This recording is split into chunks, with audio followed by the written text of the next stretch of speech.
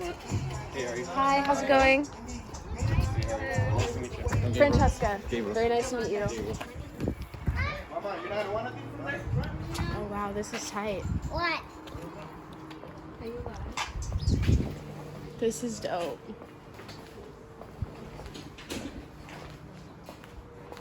So did you bring like some of your stuff over here, or is all of this part of his? Oh no, this is all my stuff. Oh, nice. Yeah, because I was like, oh, look at that. Everything. The transfer, everything. Huh. This is cool. I like the way this is. How are you? I'm good. How are you? Yeah. Phase 1 and phase 2. So today we'll be going completely into phase 2. Okay. So phase 2 is going to be really focused on power development. Okay. So there will be some exercise. Everything will be new, but there's going to be some altercations to some of the exercises that I'll be demonstrating and you'll be performing. Okay. That's going to really help with the definition of power development. Because as we know within combat sports and all athleticism too, actually, is that power is very important. You just need to make sure that every single athlete has that ability to repeatedly be able to generate maximal amount of power in the shortest time frame possible. Because that's just how we're going to win a game or win the competition. Exactly. You can't be a slow athlete. Yeah. You gotta be a powerful slow athlete. You gotta be a fast and powerful athlete. Yeah. Phase 2 pretty much develops that type of category right there, and I'll be putting you through that. Okay. So let's And then I had a question. So phase 2, is that more like, is this like week 3 of camp kind of, or like does it break down like that at all, or these are just 3 elements within the strength and conditioning like camp? No, or that's a great phase, question. you know? Every phase usually consists of anywhere between 3 to 5 weeks. So Okay. phase 1, which is strength development, which you went through, it is repeated for about 3 to 5 weeks, depending how far out we are on the fight day or competition day. Okay. Phase 2, same thing. It's usually 3 to 5 weeks of 3 to 5 weeks of training elements. Okay. And phase 3, which is the final phase, it's pretty much about 3 to 4 weeks leading into fight week. Okay. Because phase 3 typically is the most strenuous, because that's where we see a lot of speed development and also conditioning, heavy conditioning elements being applied right there. Okay. We pretty much have phase 1, phase 2, phase 3 to kind of build on top of each other. Without phase 1, phase 2 probably won't get the best results. You're not like primed for it. Exactly. Okay. And this is where we see a lot of injuries happen, because a lot of coaches mistaken, like, okay, I have an athlete, I'm gonna jump them right away into phase 3 Yeah. for like 8 weeks, and their body is not primed for that, and they Yeah. have like rotator cuff tears, ACL tears, Achilles tendon tear. You see all Yeah. these things just break down because their body wasn't primed for that type of intensity. That's Because by interesting. the end of the day, I can't consider them as just like, oh, these are superhuman athletes. Yeah. They're humans. They're gonna be, they can break, they can Yeah. tear. So I got to keep that in mind. So I got to make sure that they're primed, because especially as athletes within their field, it's like super important, because this is how they make their money. Exactly. For me to hurt them within Yeah. this element, it's like I just pretty much hurt their paycheck. Yeah. And that, one, obviously it's not good for my reputation, but two, it's something more, it's very relationship satisfying. Yeah. I build a good relationship Exactly. with all my fighters. I don't. And they have to trust you, same as their coach, you know, or people that corner them. They have to trust what you're doing with them, you know. Exactly. So me interesting. hurting, that's not something I ever want to have. And Yeah. thank God, like, that hasn't happened yet. Like, Yeah. God bless, knock on wood. Yeah. None of my fighters have ever gone hurt during camp. Yeah. Because we're making sure that everything is precautionary.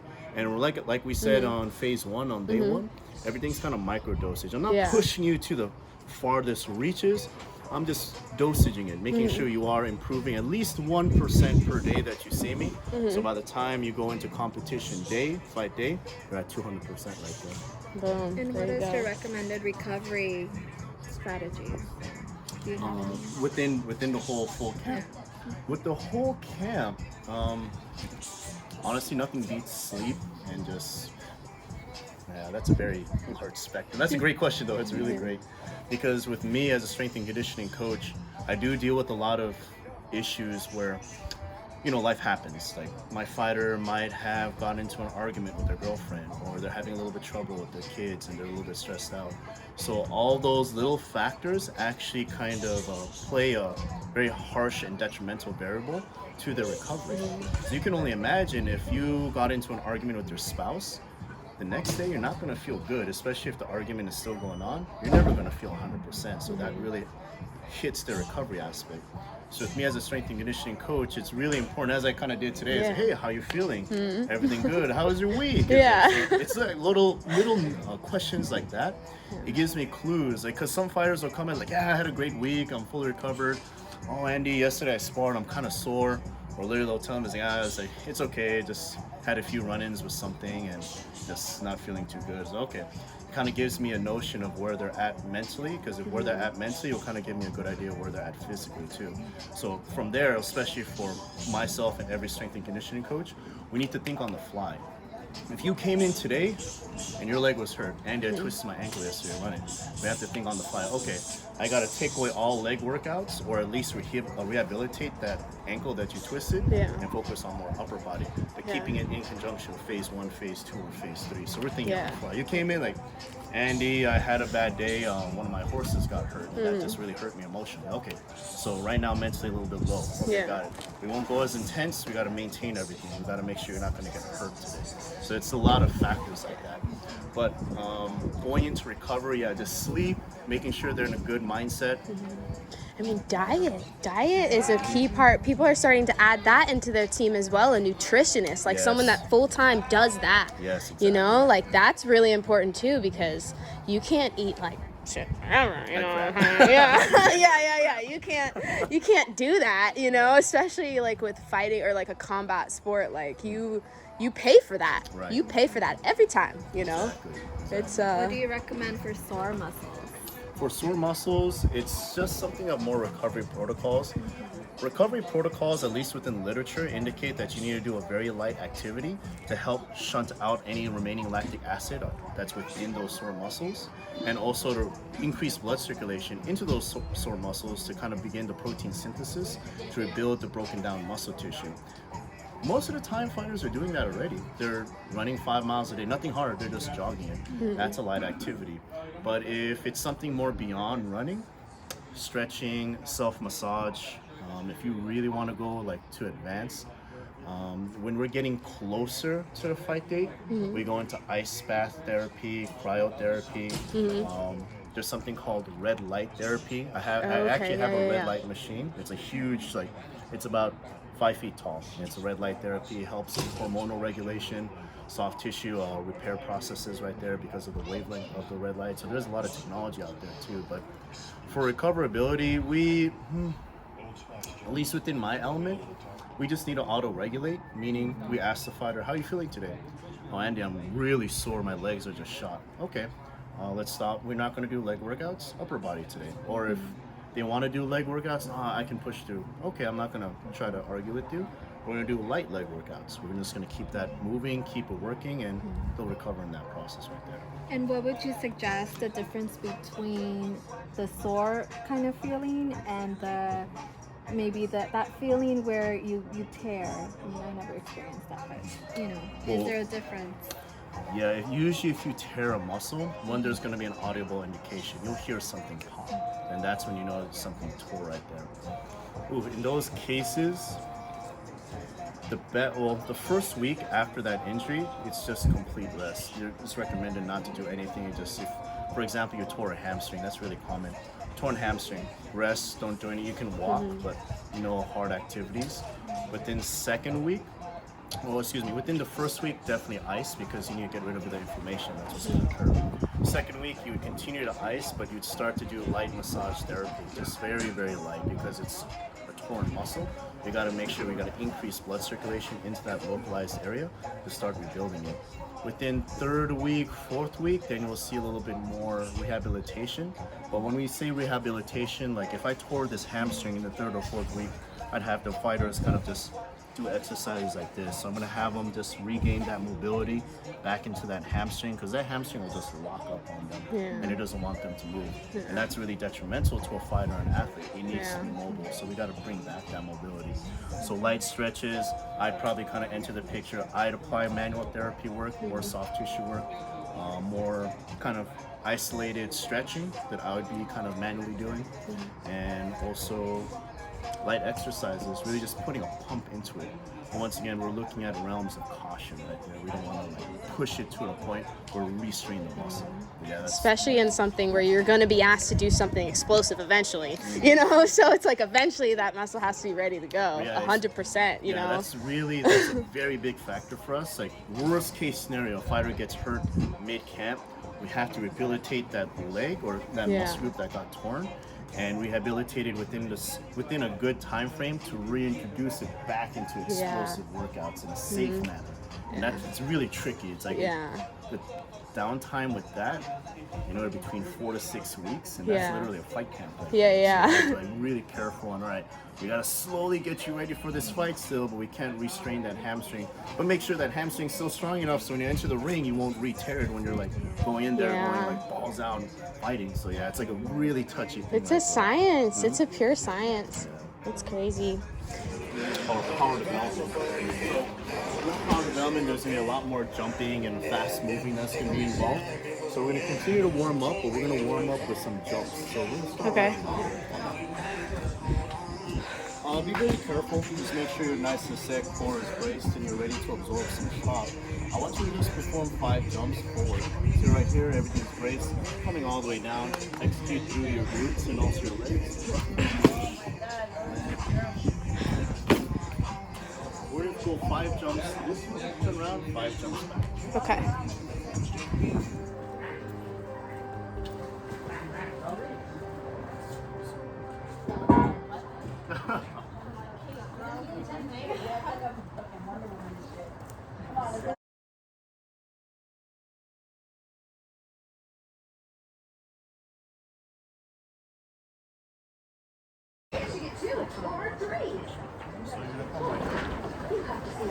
One direction, I want you to look.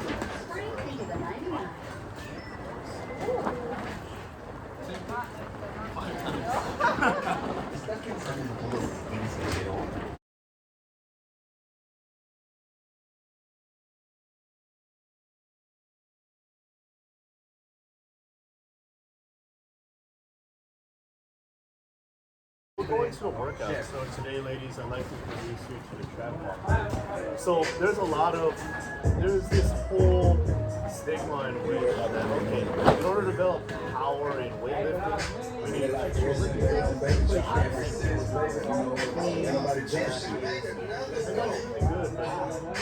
because it is a hard skill, and I could teach that, but we only have maybe 6, 8, if I'm lucky, 12 weeks with the fighter.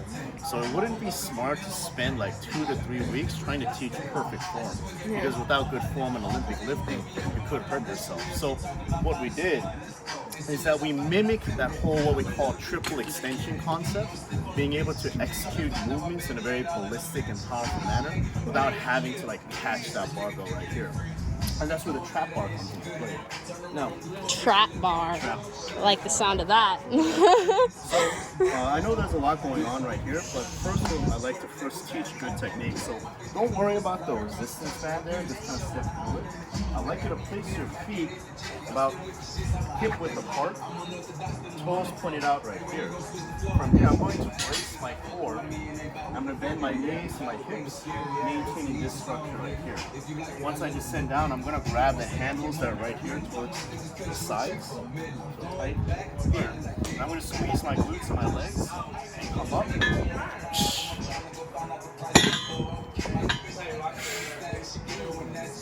Breathing in rhythm as you do the lift right here. So right here, the bar itself is 65 pounds. This is 10 kilos, so we're looking at 109 pounds. So let's just warm up. Let's go about 4 repetitions. So let's start it up. Okay. I just feel like, this is sophisticated right here, And let's have our face about with. I needed some shit with some Tabasco. I flew past the whip with that gun in my mouth. I was swerving. That was bad as cop in it. My bitch got good pussy. Fly across the country. I finished the show. I got me a minute. I did this legitly. I'm still with the shits. I'm a hot nigga. Oh, you asking for pictures for niggas? What's your name? Get the fuck out of spoken niggas. I'm trying to figure which deal I'ma take. I woke up a couple million. Good. One. Excellent. Done. That's it. Great job. Alright. How'd that feel? It felt good. The first couple felt a little heavy, but then afterwards it was, yeah, it was better. That looks good right there. And I'd like you to squat down, bending your knees and hips. Perfect. And we're going to maintain this structure, keeping your core tight. Drive with your legs. Make it out the hood and say you Hollywood. How do you niggas tell me that I got it good? Checking treating niggas like I'm Robin Hood. When it's time to stand up for me, see nobody. Good. That's done. Looking at you niggas all Great over job. that fed. That was perfect. And he grinding all the nights when you was going to bed. And if you think Right here, we're seeing engagement primarily with our glutes, hamstrings, a little bit of quad, but primarily what we're doing is. Alright, man, let's do another.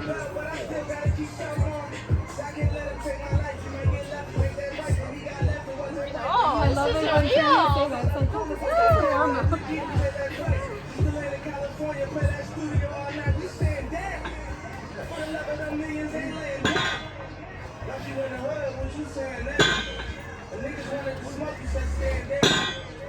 Perfect, that's done. Great job. yeah. It's a different movement, kind of have keeping your hands. Like, I never done one like that. Yeah, or like I mean I'm not even used to that either, but I mean I'm just never, you know.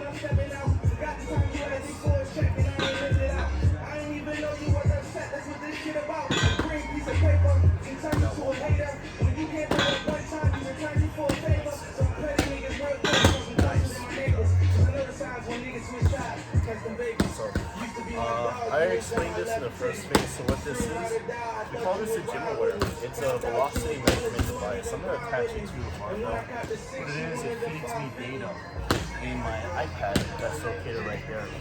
So it gives me literally an indication of how fast you're pulling this barbell. The concept behind that is that there's a lot of strength and conditioning coaches that go by maximal. So I'm going to test out your 1 rep max today, and we're going to go based upon that. There's a lot of issues with that. It's because when you do a maximum, it might hurt yourself. It's really heavy. Two, it's all by indication of how the fighter or athlete feels on the day. You can come in mentally feeling like shit, you'll have a really low maximum. You can come in the next day on top of like cloud nine, and you'll have the highest maximum ever. So to kind of gauge the workout based upon a maximum concurrently throughout the whole camp is not a very good indicator, because it could change based on the person's mood for the day. But with this, we have a spectrum of speed. So if I want to train strength, I'm looking for a slow speed. So I want to load the weight to a point where the athlete is only able to lift it at a slight speed, slow speed. But I will want to go into power development, which we do today. Now, make sure the weight is lining up so that speed is at its highest. So we know that we're going into power development. So in that case, you can come in feeling like crap, but as long as I have that speed measurement, at least I'm still within the realms of speed that I need to be having this weight on for the athlete to be able to be powerful. So I'm going to just adjust that. So if you feel some certain way about my money, I'm going to the furthest and stick. Protect that plate that don't find my son on the table. So here's the workout. So as you can see, I have a band right here. So I'm going to here. You'll actually step on the band. Once you do the same thing right here. Now what the band provides, it's going to constantly pull you down as you go. So the purpose here is that you need to remain explosive. Because if you get a little bit lazy during the lift, this band will pull you forward right here. So I'm going to be right here, stay tight, I'm braced right here.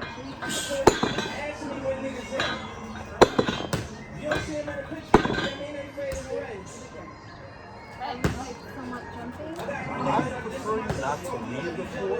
If you do go on your toes, that's completely okay. I just don't want you to jump.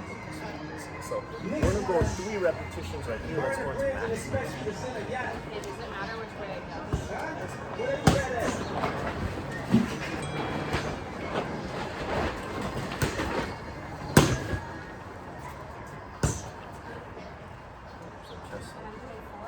Only good.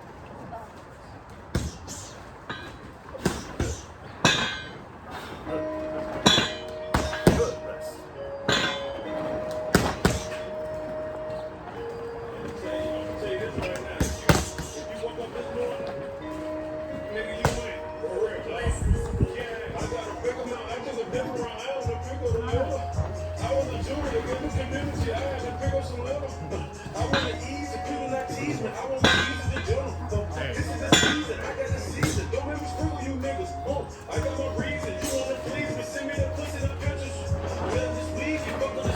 We'll stick with this weight. We won't go any heavier like that. I'm gonna give you about 1 minute. So once again, we're going to power development.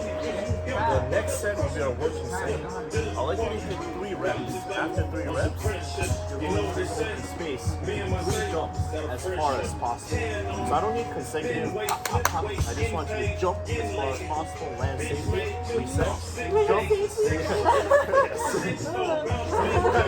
like I know. It's real nice now. So 3 jumps right there. After 3 jumps, I'll give you a 2-minute rest to cool. Walk back. Alright,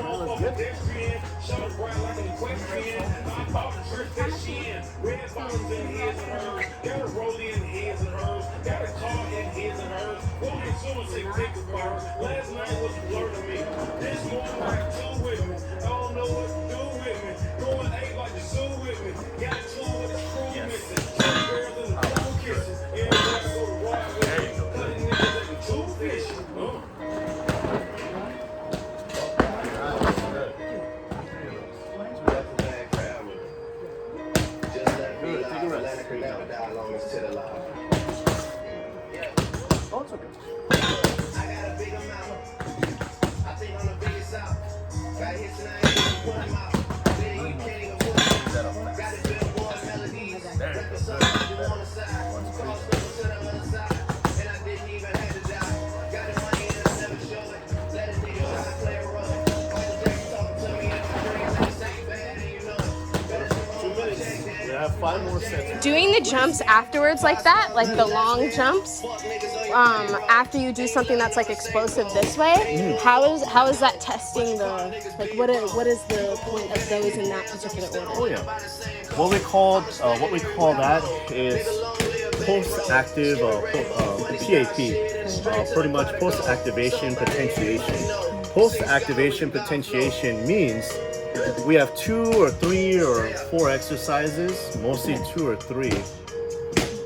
The first exercise needs to be either heavy enough or fast enough to fire up the central nervous system through our body. Okay. Once it's fired, we immediately go into a secondary exercise that's usually lighter in execution to pretty much maximize that potentiation time frame that we did. So to put it simply, our bodies are designed organically to have, as I said, limiters. We all have limiters, but we have ways to sort of break those limiters. But it's sort of it needs to be within a science. Yeah. So one of them is what we call PAP, post-activation potentiation. I'm going to really rev up the central nervous system with a heavy or fast movement, and while it's still revved up, I'm gonna make you do a body weight exercise in this case right here to really execute in an even extremely fast motion. So now we're convincing the brain to execute and contract the muscle tissue at a heightened rate, more than what it's used to. So then in hopes, or actually in concept, that it will maintain that. So you become faster and faster, because if your body muscle or muscle tissue is only capable of performing here, we potentiate. If we potentiate, it's now has the ability to come here temporarily. Yeah. But if we train right here, those jumps continuously, set after set after It teaches set. the body to go and then go farther. The brain will literally, okay, you want me to be in this realm? Okay, we'll break this limiter and we'll be right here. Yeah. And then it's a kind of, it's a brick by brick foundation effect. Where, all right, now this is the new limiter. We continue to potentiate. That weight will most likely be too light, so I have to make it heavier.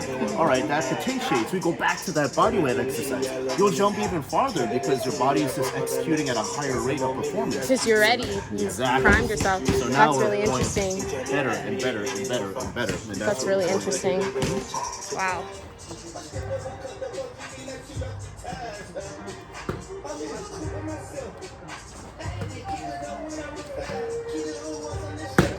Lots of force.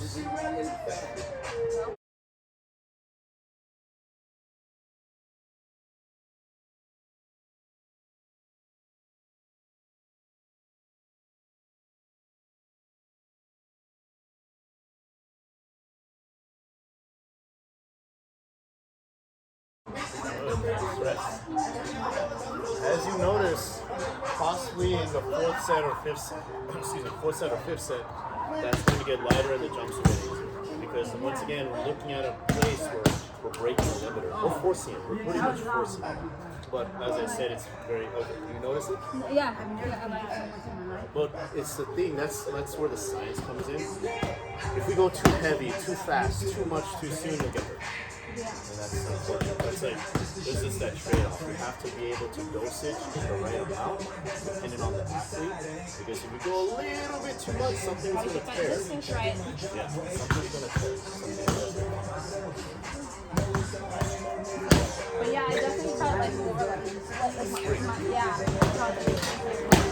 You'll notice probably like the next day, like, oh, this is like getting even lighter now. Because we're literally, I guess in essence, we're literally tricking the brain. Like, hey, it's like, we're tricking it to perform even more. When you thought like, oh, I can only perform this much.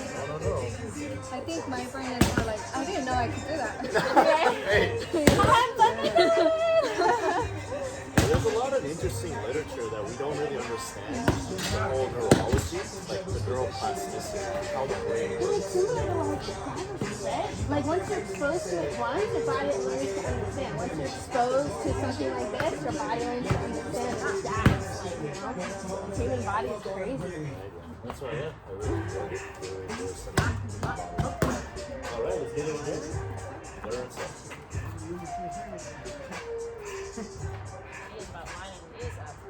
Yeah.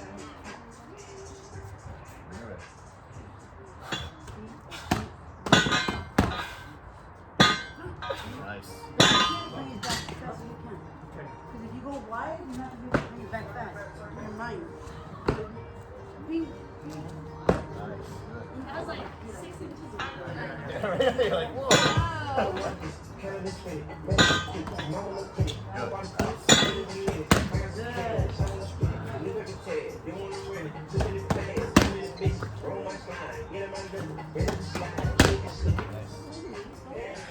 I've been doing personal training since I was 18 years old. I have my bachelor's in kinesiology, exercise science. I graduated back in 2013. So I'm 33 now, so I have been doing training, physical type training for make it 15 years. I've started doing specifically strength and conditioning for combat athletes. It was back in 2014, I want to say. So that's about 6 years with specifically combat athletes. What's your favorite part about coaching? Just like how amazing the body is. It's like literally, I study every day because I want to figure out just like if any new concepts are out there. It's like, just like how I was lecturing a little bit ago, it's like the body has limiters, and it's like it's amazing how we can trick the body to break those limiters and see how far it can go. Because I grew up with MMA too. I was a kickboxer. I did amateur MMA too, and it's just like I always wondered. It's like how much farther could I have gone in my career fighting wise if I knew the science behind strength and conditioning. If I had the skill set, I have a mastery of skill set. How much more would have occurred if I had the science and mastery of physical training, physical performance? So I just thought about that, and that's why I'm going to bring that opportunity to all athletes, because the strength and conditioning fields is a bit wonky sometimes. There's some coaches out there that shouldn't be qualified as coaches, unfortunately, but it is what it is. And it's just the science behind everything is amazing, because you can get a great athlete and turn them into the most elite athlete, and all they needed was a little bit of a tweak in their strength and conditioning. It just broke all barriers for them.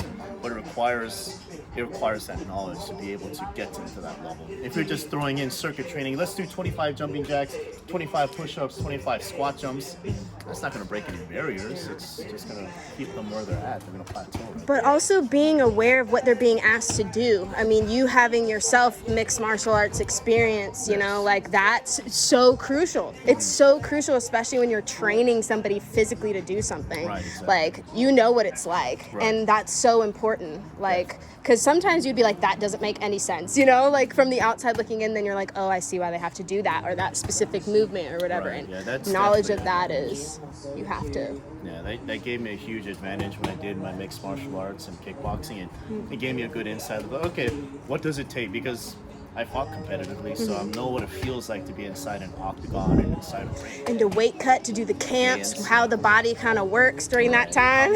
Aches, yeah. I know exactly what it takes, so it's like, it gives me a good advantage. It's okay, I know exactly what a fighter mentally needs to prepare for to make them confident, so I'm going to give them that confidence with that extra push that like, hey, you are going to get stronger, faster, and more powerful. Yeah. You're going to be extremely conditioned. No, that's good. Does that work?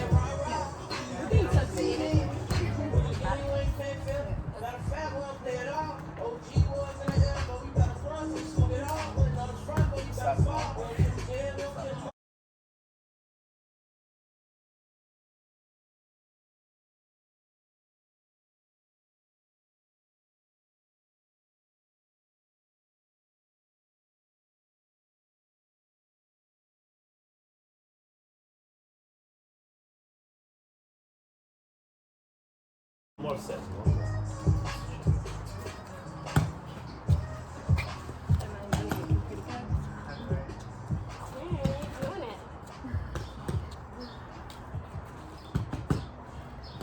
But it's an interesting exercise because I don't know. I feel like the recovery time is quick.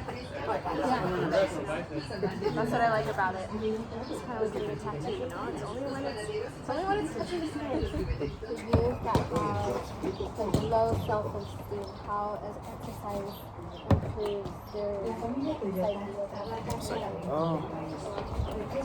I don't want to be so.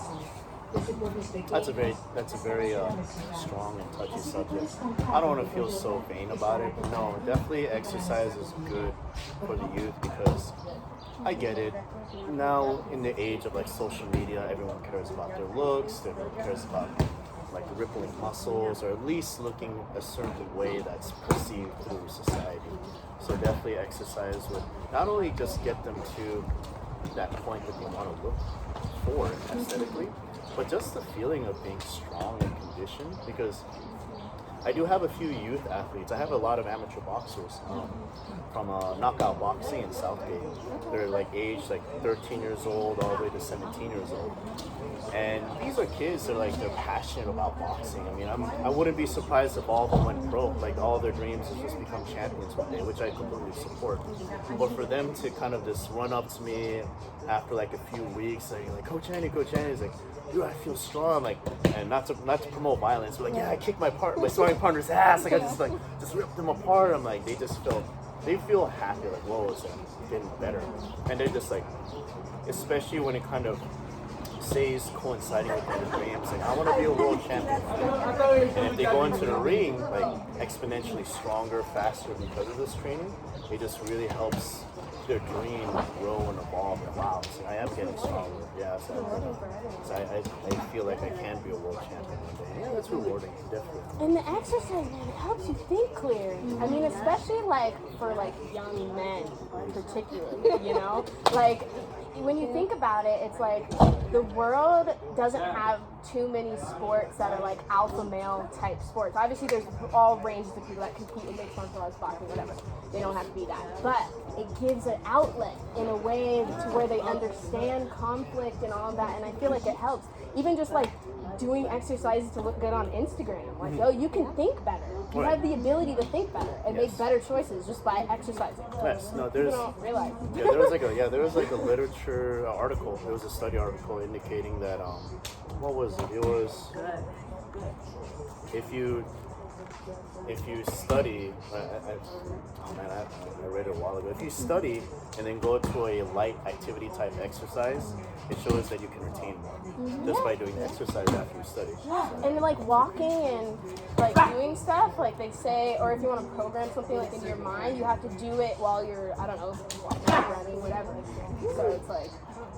Yeah, so no, Yeah, a lot definitely. of the youth that I come across, they are like from foster care or like, you know, troubled youth. But when I do some events and then the feedback that I get, it's like, wow, like I've been wanting to kick someone's ass like so bad, and this is like a healthier outlet. You know, so I feel like exercise comes back to work. It can be very healthy. Because you're not angry at one specific thing. It just allows you to get that out in a way that's like, I don't know, it changes your mind on things because you're not like inflicting pain on an individual like that has Or no. it doesn't have to also be a negative feeling, but you don't know how to express yourself. So being able to punch a bag or, you know, wrestle a little bit, I feel like that's a good outlet. No, absolutely. Whatever it takes to get the kids off the streets and give them hope for a good future. Like, hey, this is Discipline. Little humble pie every now and again. They may not listen to anybody else, but all right. Coach is gonna kick my ass if I don't listen today. Last ending.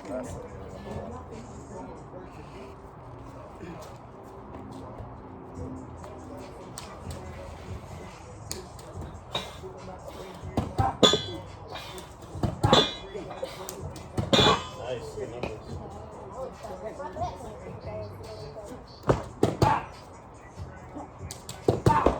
So it's 1, 2, 3, 4. Black 4. That'll be that.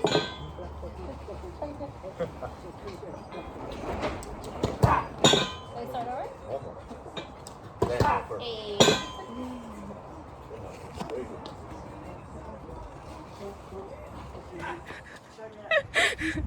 So we're now going to go, I'm going to be introducing you to what we call ballistics. Okay. Now, specifically for combat sports, we're just dealing with a very light mass, which is the athlete's fist being thrown and executed to a target and making contact with something, a little bit of power out. The big question is, okay, it's like we've done the weight training. We squat, we bench press, we deadlift. How does this all correlate? Because obviously I can't just continually deadlift my athlete all the way to like fight day, because there needs to be some realm of transferability. And this is where kind of ballistics and sports specific exercise come into play. You'll be doing what's called a medicine ball shot put. Pretty much you're literally going to execute a punch with this ball. But I'm going to be very specific with the dynamics. So we have a wall right over here. Nice. 6-pound wall, as I said. We'll first go into orthodox. So wherever your position, boxing or fight position is, from here, your hand position, I'd like you to have your elbow kind of go up, parallel to the floor, set right here. Once you're right here, I want you to pivot and rotate off of your right leg, and this will consciously squeeze your right glute to kind of help with this rotation part. This left foot should stay more or less locked. I don't want it to rotate because we're looking for what we call kinetic transfer. So power in your fists always start with your feet. So if this lead foot follows like this, power just transfers to the floor. That's not what I want. I need it to transfer to my fist. So that's why this lead leg, this lead leg stays relatively locked. And I'm coming right here so I can actually transfer that power created from the floor into the fist versus here. See, now the power just is lost right here. Just don't sit down on your punches. Exactly. All that. We'll see a lot. Yeah, we'll see a lot. So Okay. I'm gonna be right here. This is up. I'll be right here. Core side. You'll make sure to breathe out. If you need to go into a little bit of a hiss motion, that's fine. Jesus. So right here. So stay tight. Just take your time. You don't need to go repetitive. So there really isn't much rock back. It's just a twist. Not at all. Okay. I like you to just sit right here. And we're just driving from the hip on this back leg and making sure it follows suit into the arm, into this ball. I want you to release right. So, Yeah, just like maybe just from like one spot, so it seems to be stationary. All I right. like you to go 5 on your right, and then we'll switch to southpaw. And do another 5. Okay. You gotta train both. So is it kind of like my arm's supposed to be behind it, like this? Yes, exactly. So lock it a little. Exactly. Yes, exactly. Good. That was perfect. That was really, that was really good. God, that's such a weak sound. Oh That no. was good. That was good. Good. So we're gonna warm up to get the balance into like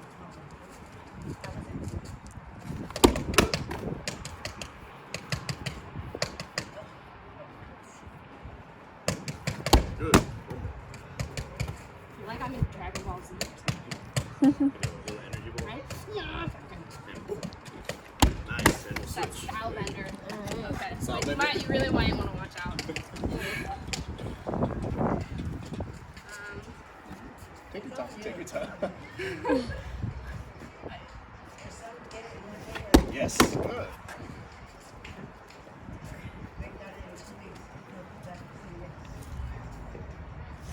Good. There you go.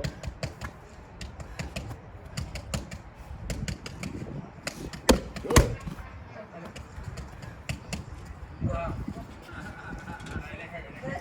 Good. One more. Good. Nice. Like to All right. Yes, of course. Let's do this thing. How'd that feel? It felt good. I mean, I don't know, like the one that I thought was awkward, you know, the last time with the standing still and doing the thing like that, it didn't look bad, you know? And I don't know, it's just a weird motion. So you feel awkward. Nice. Did it look good when you did execute it? Yeah, I was like, oh, okay. Maybe I'm not so bad at this. Nice. Dude, you're doing that look good. Right? And we'll take a switch. Yes, let's go southpaw. Let's make sure that left foot pivots. Let's engage that glute. Better. Nice. Oh wait, no, I got it. Feel it like more powerful, I guess. Yeah, 2, 5, 2. Good, nice. Take a breather. And it's really true because I have like La Cobra and Roxy, other like female athletes, and they just have like their endurance is insane when versus the male counterparts. Their endurance are good. You can see an expression of force that's more dominant with the males, but the females are just really dominant with endurance. You tell them to do like 20 of those slams or 20 of those throws, they can maintain the power output. On number 20, they're still able to throw it hard. Versus some of my gentlemen, like probably after 10, you see them kind of teeter off. They can't maintain that power output. So it's interesting. It's really interesting training females versus males. But more or less, they're pretty much the same. Yeah, they're pretty much the same. All right, set number 2. All right, you ready? Yeah. Your turn. I'm right there. I'm ready to be.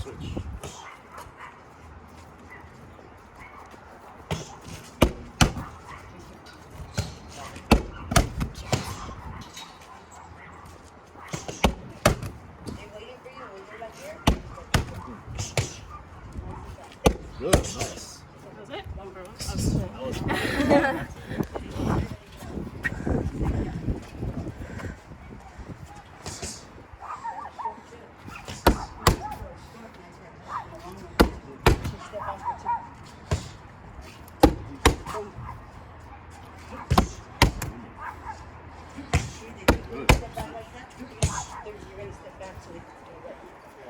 Right there. You're gonna step back. You're gonna stay close.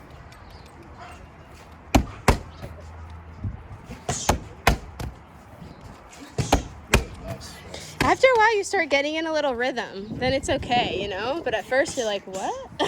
Weird. Yeah. Remember to, turn. Otherwise. Yeah, like, which way am I turning? Start my foot all weird. But no, this is pretty much the basics of ballistics. There's obviously a lot more. There's more advanced stuff where teaches repeated ballistics. Where right here, and Oh, I've seen that one. ask my athlete to continuously twist. So there's more continual, repeated engagement right here. Movement concepts right here. This with momentum. So there's a lot of ballistic concepts right here, but I usually start with this first. I mean, it's interesting because I get athletes that have like 10, 15 years of MMA and boxing already, but I need to teach them like, this is how we want to throw this ball. I know you know how to punch. I want you to get everything structurally right and making sure you twist here, glutes engage, core is engaged, lead foot is pretty much bared down and locked in, and we're sitting. Yeah. Try to repeat that. But getting it all up to a point of energy, like to a point which is the fist, that's like a part where it's like you said, a lot of these people, they already have all this experience. That's still isolation, right? It's still like an isolation type exercise of conditioning you to kind of power up through everything and have it go through one area without it losing power on the way. Exactly, yes. And I mean, not to say like this perfect execution Yeah. of the ball will always lead to a perfect punch. Round 12 will always be round 12, and everyone will be a bit like, tired from Yeah. a bit fatigued and beat up. But the more efficient fighter will always be going to be dominant in Yeah. round 12. If their fundamentals are good and Yeah, exactly. still got a little snap at the end of those punches, you're in business. Huge difference. That's why we really drill a lot of just good form. I know everyone knows how to punch, everyone knows how to kick, but good form. And yeah, I mean, it keeps the fighters engaged too, because they're learning something new. It's like, oh, okay, so you want me to throw it like this. And the great part about it is they're receptive to it because they feel like, oh wow, as I throw that ball a lot harder when I do it. Like, yeah. Imagine with your punch. It's relative. And then it's muscle memory. Exactly. Yes. It's good. I'm better if I Okay, like. one more time. One more time.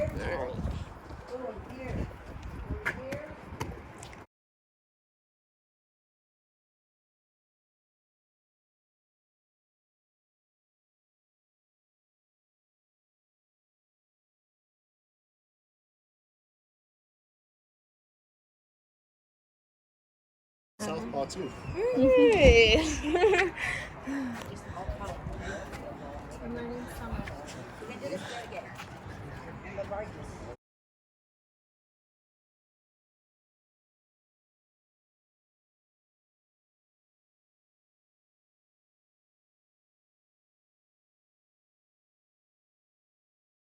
Let me go to my list. Once again, we're going to continue our power development, but now I'm going to add an element of stability, just like what we did right here. This is a much lighter water bag. This one was 33 pounds. This one's only 8 pounds. What I'd like you to do, we'll grab the hydro ball. Hydro ball. What I'd like you to do, we'll be doing some lateral bounding. So this isn't about repetition, it's about distance. I'd like you to laterally jump side to side all the way till we reach that medicine ball. Then you'll laterally jump back. And what we're doing, we're swinging this ball in the direction of the jump too. So we're now going to incorporate power, and as we land, quick stability. Instant stability. Okay. So we want to make sure this is as quick as possible. So as soon as you land and stabilize, try to jump up and off of it. So I'll be right here.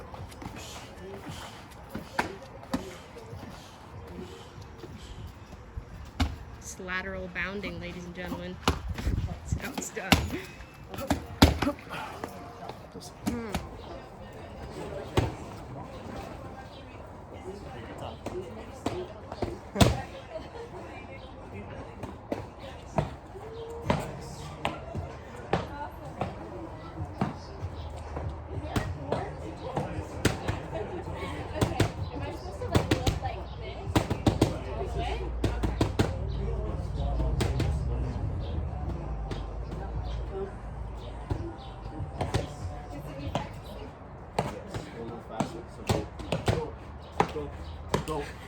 you go. There you go. Oh god, that's an interesting movement.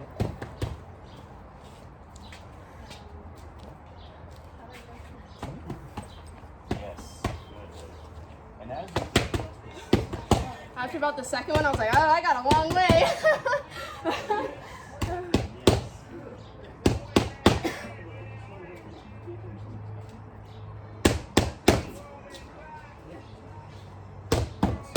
Eh.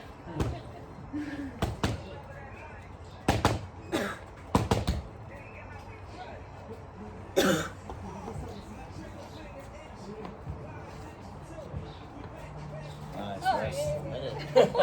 Great job. There you go. Yes. Can you video from like?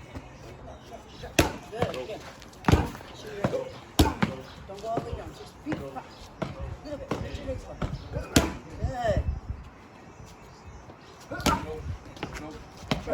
Good. Short. Nice. Oh, good. I feel like I'm like. No, you're doing well. Yeah, there's no loss of balance. Most people try to accidentally lose Yeah. balance. A lot of these exercises make you feel weird. It kind of puts you out of your comfort zone a little bit. So then you're like, do I look stupid? Or do I? Sometimes, you know? Nice. There you go. There you A. go. Nice. Good shot, ladies. One more second. Okay. Oh, you know what?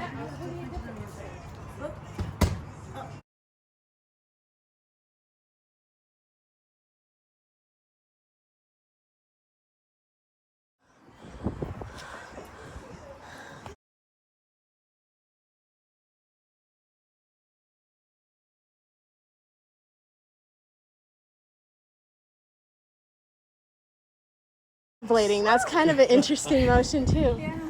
Huh. Oh, my little abs right here. Yeah. But it's interesting, like jumping without your arms, really, right? Because you're just using your core to like stabilize you. And I feel like the water is pushing me to whatever direction. But it was just enough. I feel like if it was like that, I would have. Yeah. Gotta wear a helmet, guys. That's why that one's more emphasis on strength because Yeah. it's too heavy to try to jump in that fashion. But here we have a lighter ball, but it's still volatile because it moves and it sloshes as you're jumping. So it creates Sloshing a- is key. and it creates the instability factor. So I'm pushing your ankle, your knee, your leg, and even your core to stabilize and landing, and you're forcing your leg push off again, push off, stabilize quickly and push off. Because it's like one leg. And then too far forward, too far backward. You're off balance. And no matter what, every single sport except powerlifting, Olympic lifting, is essentially one leg. One leg is doing something, one leg is kind of breaking. So if you're throwing a punch, it's just one leg executed, and this leg is breaking. It's breaking. If you're moving, if I'm going to move forward or to the side of an opponent, one leg is moving and the Yeah. other leg is stabilizing, Yeah. cutting angles against somebody. So that's Interesting. essentially what we're training, that one leg.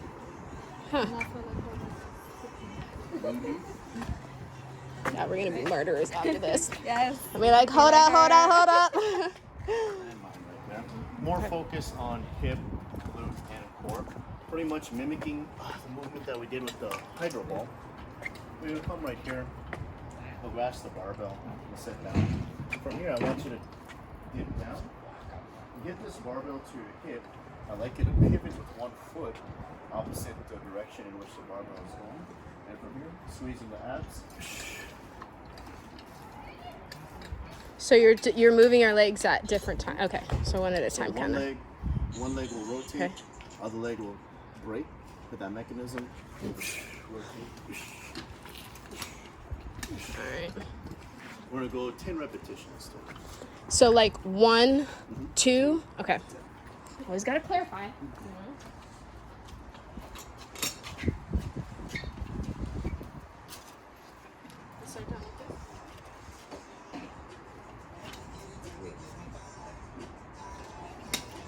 Do I have to like dip down? No, this is right here. Just like only up to where your hip is.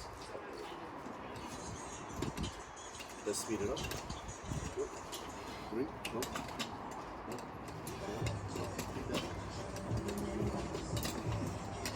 6, 7, 8, 9, 10 is done. Good job. Again, it feels a lot heavier at the beginning than it does at the end.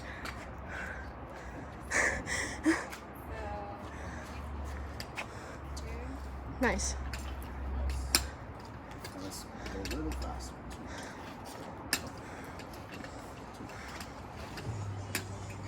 2, 3, 4, 5, 6, 7, 8, 9, 10 is done. Nice. Good. All right, Frank. Let's do the second set. It's still on. So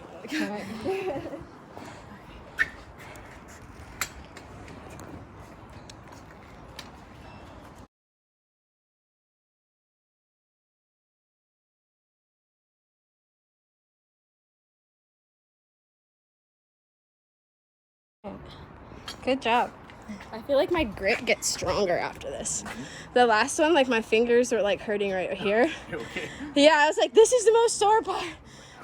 And then a couple days later, it was a different story.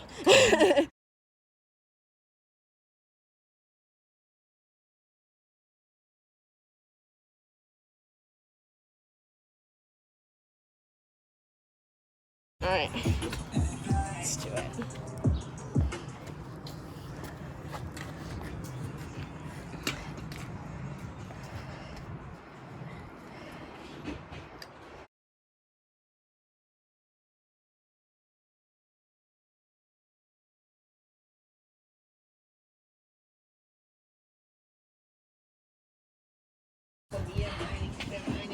Your legs definitely help a little bit though.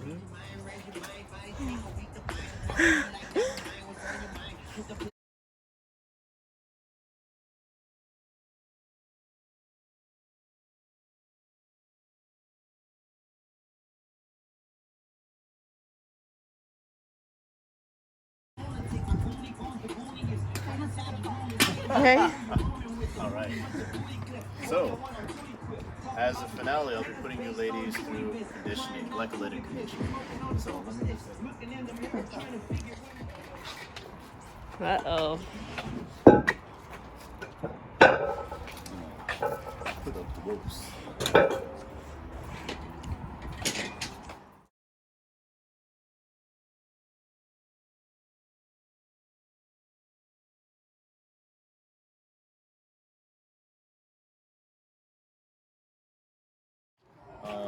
It'll be a little bit hard under the sun because the sun provides a gravity. I have here a reaction ball. When you bounce it, it flashes a color, either red, blue, or green.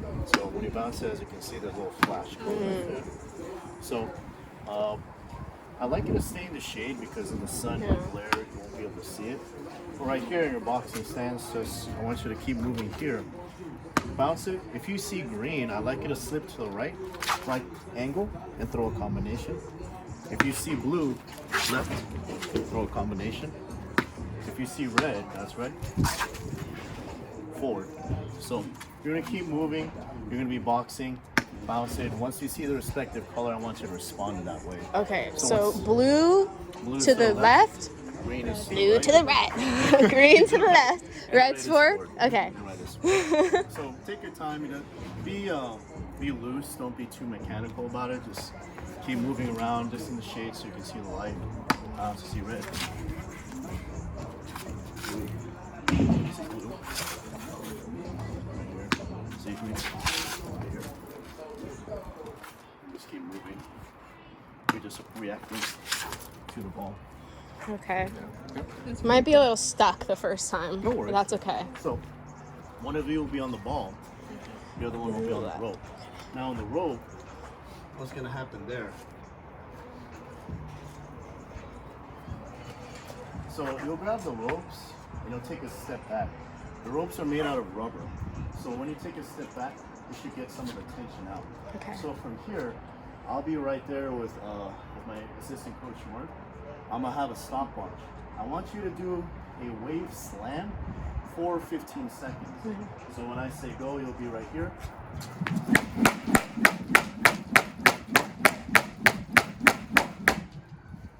Maintain a high pace.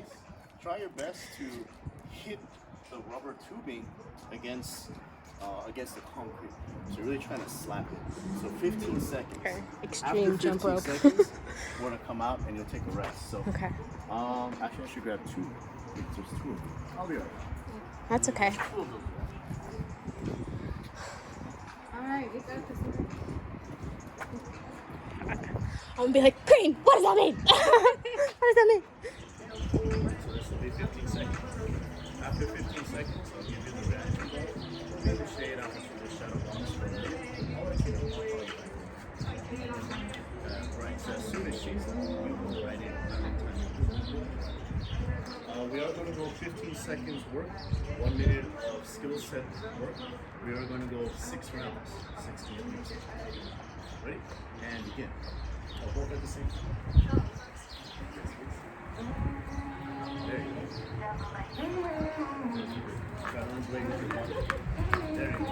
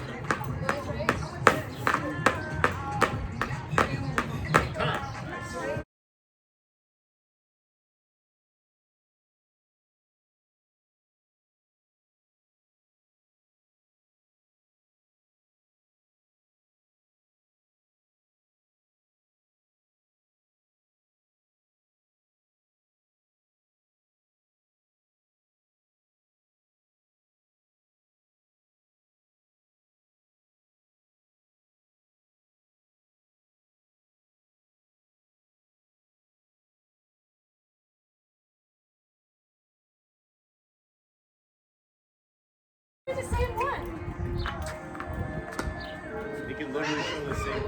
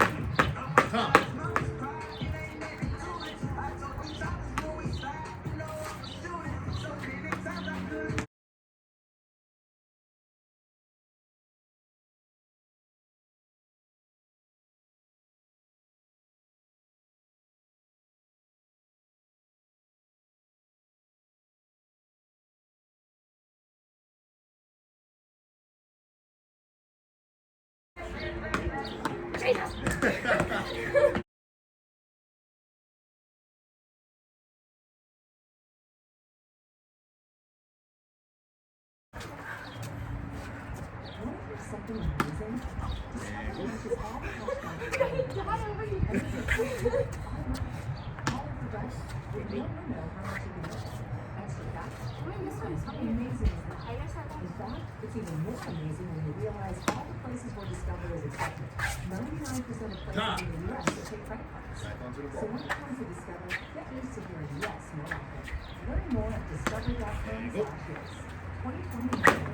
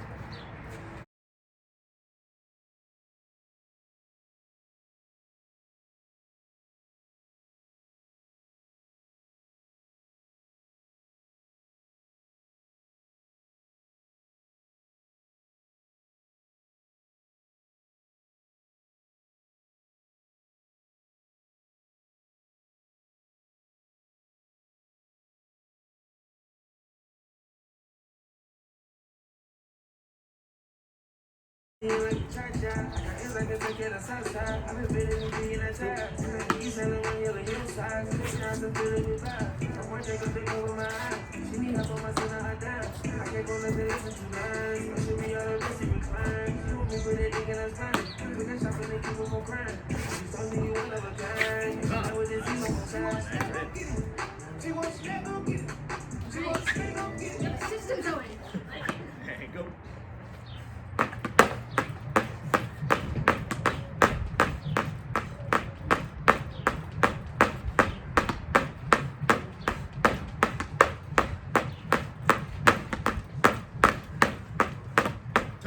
Nice. Getting in.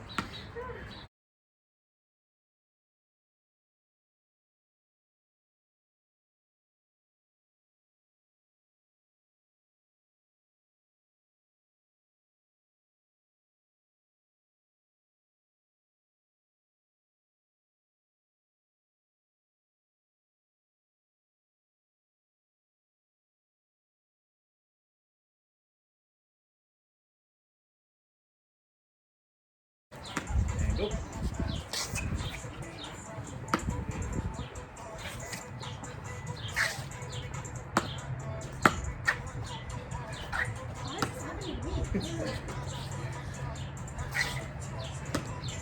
Right, you're in.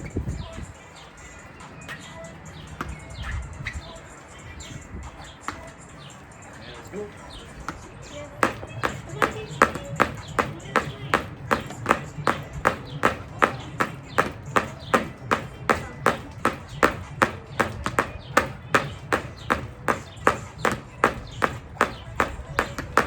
Nice. Go around, ladies. One more.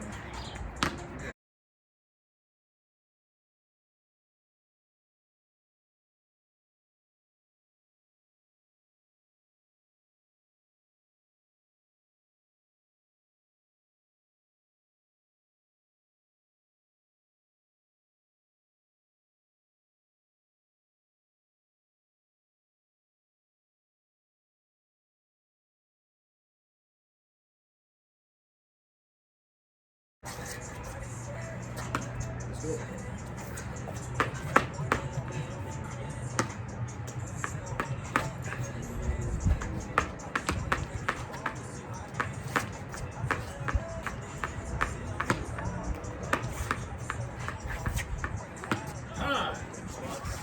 And you're in. And let's go.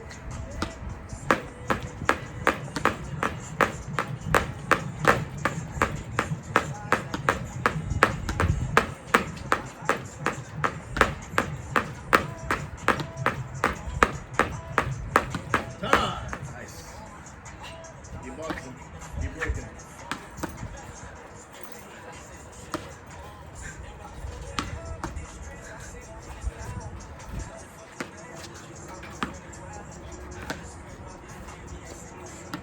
Five seconds left.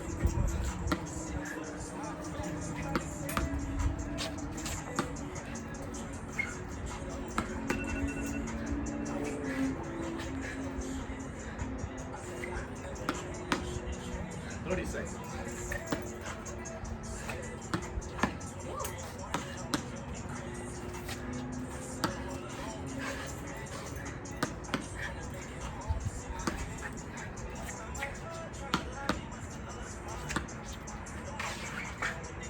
Seconds.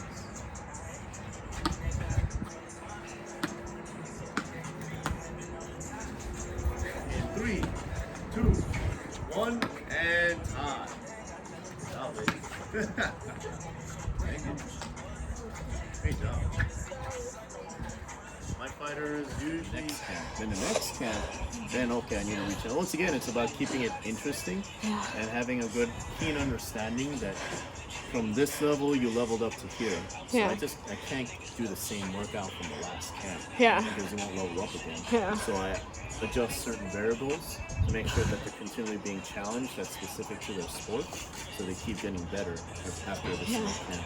Which is it's good because a lot of my athletes, they do a camp, they fight, they do a camp, they fight, they get better and stronger and more conditioned and more conditioned and more conditioned. It's like they're always improving. Just improving and improving. And that's the goal. We want to make sure as they continue doing camps with me, 5 fights in, they're like 500% better from when they first started. That's the whole goal, I think. Because it's interesting because it kind of like, especially like this one right here, it's like the build up kind of in your arms, and then you said like, you know, being able to think through it and like throw and stuff like that, but like also being able to have your arms still come quick, because I mean like the MMA side, if you choke someone for like trying to get a choke for a minute fully and then it doesn't work, like what are you gonna do? Your whole arm's shot, and like, okay, I gotta be able to really be able to work through it.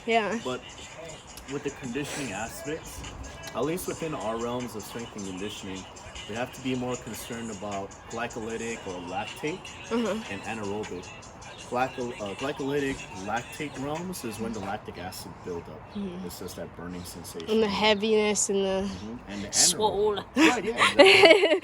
And the anaerobic is pretty much that first initial 6 seconds of explosivity. And we got to train those energy systems separately. That's why the whole concept of circuit training, I'm going to beat the shit out of you for 5 minutes straight until you can't walk. There's a time and a place for that. But we need to be a little more scientific about it. We need to train the lactate energy system, the glycolytic energy system, and we need to train the anaerobic energy system. And to have a keen understanding of those energy systems requires the coach to understand exactly how long, like for example today was 15 seconds. That's usually going into 20 seconds is completely fine for lactate development, but also rest time, 1 minute. We have to give you about a minute, 2 minutes of rest. So it's understanding those formulas, we're able to target those energy systems specifically, develop them to create a complete athlete right there. Especially if you have a certain allotted amount of time, like if you have a camp. If you have like a fighter that's like short notice, like maybe 2 weeks or less, 14 days or less, how would you go about, would you kind of run them through and see how much they can kind of hit? Like how would you adjust the phases or adjust the workout for someone that's moderately in shape? Maybe their diet's not, 100% on point, but I mean like everything, they're still in shape enough to be able to take a fight on 2 weeks notice, but like what do you do with that type of athlete in terms of getting them ready? That's very common among UFC or MMA, MMA fighters in general. I actually have quite a few. Like one example is Daniel Rodriguez from UFC. He took that fight in like, I think it was like a 3-week notice, less than 3-week notice fight, and we just conditioned him and got him powerful for that fight. And he dropped him twice and managed to submit him towards I think it was the 3rd round or 2nd round. But the approach to that is pretty. Wait, who did he fight? Tim Means? Tim Means. Oh, that was him. Yeah, Okay. I was like, who is this guy? Yeah, that's dope. Okay. Only been in 3 weeks, so Yeah. That's right. He felt great. He looked really good. With that, it's just more of there's a lot of things that come into play. First is like, what has the fighter been doing? You got to do an assessment where you're at. Do a really quick assessment. Have you at least been running? Okay, I have been running, coach. Okay, cool. That means your aerobic system is good, so we don't have to take care of that. Have you been sparring? Yeah, coach, I've been sparring. Okay, cool. At least you're getting your skill set in.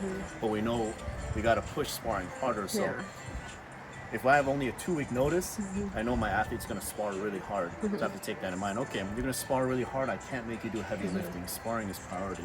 So I got to make sure it's more circuit style. It will have to be some sort of circuit training. But I can't push them to the point where they're going to die because they're not going to be able to spar the next day. And they won't peak. I mean, in 2 weeks, what are you going to do? But I mean, okay, so for an example, like Daniel, right? So he faced Tim Means, very good veteran. Like when I was looking at that matchup, I was like, oh, like I don't really know who this other person is. Like I trust the experience. Is it when you're taking or conditioning an athlete to take a fight on short notice, are you talking to their coaches as well? Like what type of fighter this is? Or, or do you kind of hear from the fighter themselves? Or like, does that incorporate into it? It's like, obviously it's like if someone's facing a strong wrestler, you might go through the regular stuff, but you might tweak it, or is that something that's mainly in training and you don't really ideally if I can talk to the coaches, that's something I always prefer because I'm in contact with all of my boxers, coaches. It's all part of it. But if I can get in contact with the coaches for whatever reason, I get my information from the fighter. Like for example, Tim Means, we're sleeping with that. D-Rod just told me it's going to be Tim Means. Okay, I took it upon myself. Let me see what this guy is all about. Yeah. Saw his fight videos, see what he predominantly does. Like, okay, it's like, it doesn't look like, I saw his the most recent fight prior to D-Rod, which was Thiago Alves. So I'm Yeah. like, kind of watch that a little more closely, see what went right, what went wrong, went wrong. And I had to look at D-Rod's strengths. Really strong left hand, like pretty good jiu-jitsu and good wrestling base. So I'm like, okay, what can I do to complement that? Because once again, Tim Means, great athlete. Yeah. He's a UFC veteran for a reason. Yeah. I saw in the Thiago Alves fight, he didn't seem to like any of the kicks or blows that Alves was throwing. Okay, he probably doesn't like power too much. So I'm gonna give for that 3-week camp. I'm gonna focus to circuit training for D-Rod to be able to throw really hard blows, maximum amount of force. Repeatedly. So if it goes round 3, or if it was a championship round or main event fight to round 5, in round 5 that left hand and right hand will hurt. Because that's interesting, because that was kind of the difference, right? In that fight, he was able to hurt him. Like, you could see that it hurt him. And then he was able to kind of get some slick shit in there. You know, like, it was very interesting how it's like, okay, just by watching that, you can kind of execute. What really kind of scared me was when Tim Means went straight for that takedown right away. I was like, oh, I didn't expect that. I thought it'd be a little more of a kickboxing, you know, like, whoop, he went into a takedown. But the fight went really great fight, really great fight between D-Rod and Tim Means. It went into our favor. It really put him on the map too, because I mean, short notice, veteran, it's very skillful, coming off a win off of, you know, Alves, very good fighter as well, you know. Yeah, so that's why it's just really observing what my fighter's strengths and weaknesses are. Who is this opponent? Observe their strengths and weaknesses are. How much time do I have? 3 weeks? Okay, then I gotta work on my fighter's strengths and making sure it works against his opponent's weaknesses. Starting really dialed in instead of out here and pushing in. That's very interesting. Very specific, extremely specific. Yeah, that's interesting. That's cool. I didn't know that. Dope. Well, Great. tell them where they can find you. I've recently changed. I saw that. Instagram. I know. I saw that, and I'm like, oh shit, it's in the video. So it's okay. now you can find me on IG. It's _Elite Smith. ELITESMITH. _Elite Smith. You can find me there. And all my fighters, I'm posting up my stories all the time with workout routines, just showing off segments of what I do so everyone can see and really learn from it. If you have a specific question for me, please feel free to DM me. I am in camp a majority of the day, but I'll do my best. But towards the end of the day, towards the evening, I try to answer questions. Nice. On the DMs. Nice. And where can they find you? Oh my goodness. Pure Heart Boxing and Yolanda Cortes 77. Nice. Okay. And we're out of here.